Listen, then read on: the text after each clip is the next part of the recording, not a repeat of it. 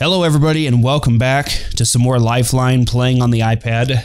And for those of you who missed or didn't watch the last episode, we were heading toward the peak with Taylor, and we decided to go ahead and turn around and head back. It was getting late, the wind was starting to kick up a little bit, and I didn't want to chance Taylor getting stuck out in the middle of nowhere, because if the wind kicks up it would cover up his footprints and he would never find his way back since his compass was malfunctioning.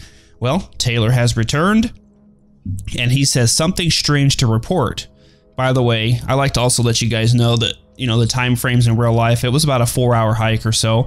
He says, I've been keeping close tabs on it because I didn't want to say anything until I was absolutely sure.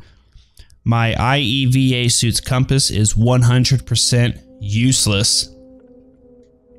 I got to the rim of a small crater a little ways back and elected to just walk its perimeter.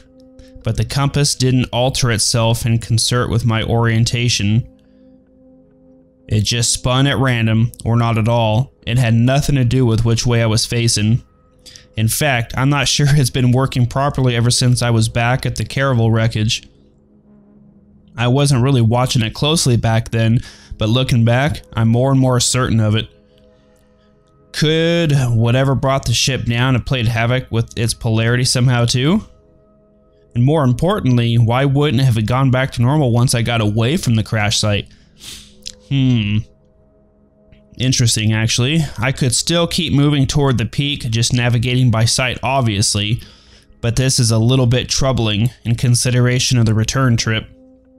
The winds have been really calm for the last hour or so. If I wanted to trace my footsteps back the way I came, this would be the time to make that decision.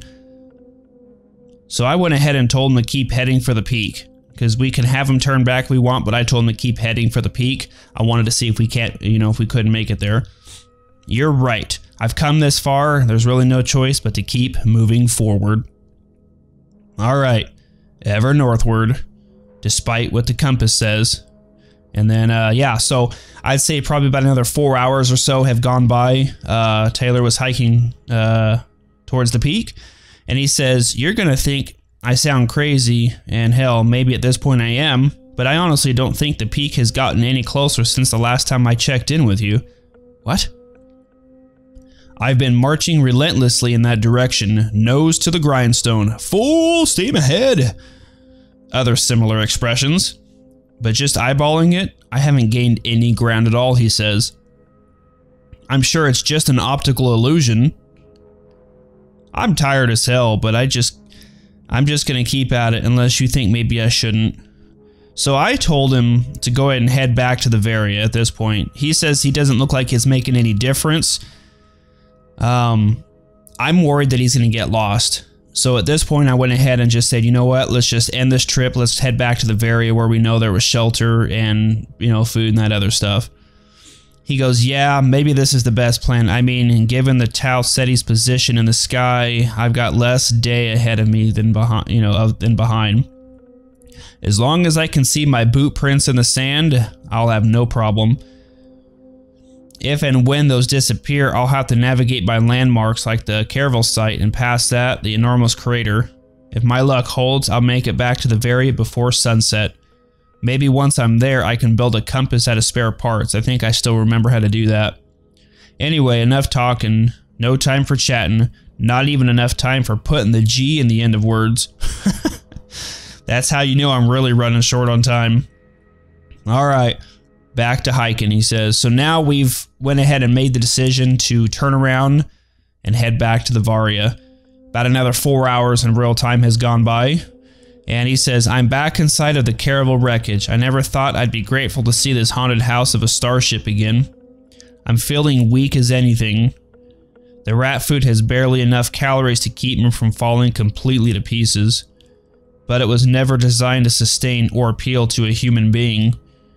Especially not one who's enjoying the active outdoors lifestyle I've been living ever since I got marooned. From here, if memory serves, it's better than 4 hours walk back to the Varia. At least, that's how long it took me to get from there to here earlier, and that was with a working compass. My suit's headlamp is totally dead at this point. Oh no. Once Tau Ceti sets, I'll be completely blind. I guess my options are to forge ahead toward the Varia and pray I get there before I run out of light, or else make camp here despite how scary that sounds and get busy figuring out how to stay warm for the night. So I went ahead and told him to make camp. It's a 4-hour trek back to the Varia.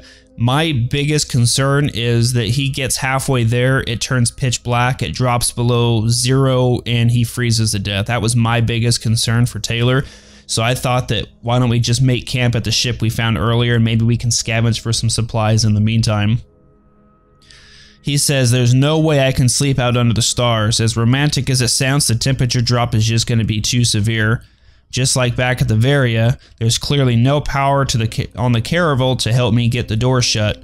But unlike at the Varia, here, I think I have a solution to that. The only opening to the outside is the iris door on the airlock, which just barely is big enough for me to shimmy through. I wrenched my shoulder a little trying to squeeze through the door, so that's fun. Great, so he's hurt now, he's got a hurt shoulder. And once I'm in, there's all sorts of junk littering the corridor, junk I can use to seal that opening in the door. A few layers of mylar blankets, maybe some bedding if I can turn up any from the cabins, and I ought to be able to insulate myself decently. With the light on my IEVA suit out of commission though, I'm basically going to be feeling around in the dark, just hoping for the best and praying I don't. Holy crap, you're not going to believe this. I just stumbled across a box of industrial glow rods, those things with the liquid in them that you crack and shake. There are only a couple remaining in the box, so I've got to be choosy about deploying them. But come on! How often does it happen that you need something, then you just literally trip over it? I mean, I trip over things all the time, but rarely are things I need. Alright, I'm gonna scavenge a little bit. Looks like there are hallways to both the east and the west, or else I can try the flight deck. Even though I could tell from here the control panels are smashed to bits.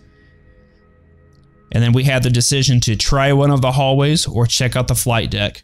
And I actually had him try one of the hallways, but that's where we're going to wrap this episode up here. So when we return, we're going to start checking out some of the hallways here before it gets too dark in hopes that we can find some supplies. So thank you guys for watching some more Lifeline. We'll see you when Taylor returns.